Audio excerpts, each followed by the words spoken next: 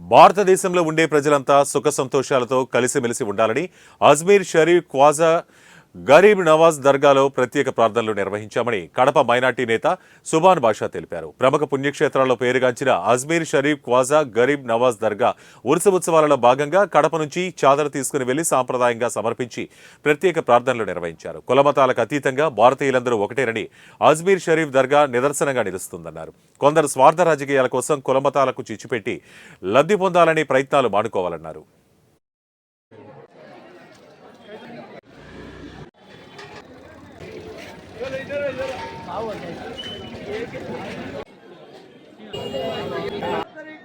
गरीब नवाज मौला सबकी मुश्किलों ख्वाजा तेरी निस्बत तेरी हुकूमत सलामत रहे। जितने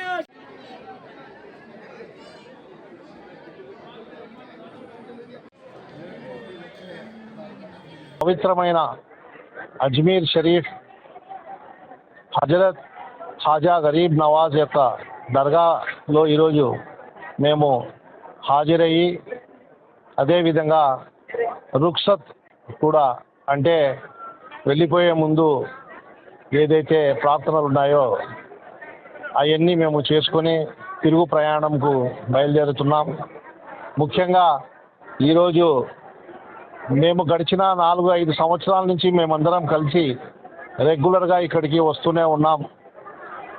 అందులో భాగంగా ఈసారి చాదర్ సమర్పించాలని నిర్ణయం తీసుకోవడం జరిగింది. ఆ చాదర్ తీసుకొని కడప నుంచి బయలుదేరి నేను, షంషీర్, చాక్లెట్, అక్బర్, రఫీ, మున్నా, నా తమ్ముడు సుల్తాన్, ఆ తర్వాత సమీర్, అలీ, మహబూబ్ బాషా కలిసి వచ్చాం. ఇక్కడ ఒకటి మేము కోరుకునింది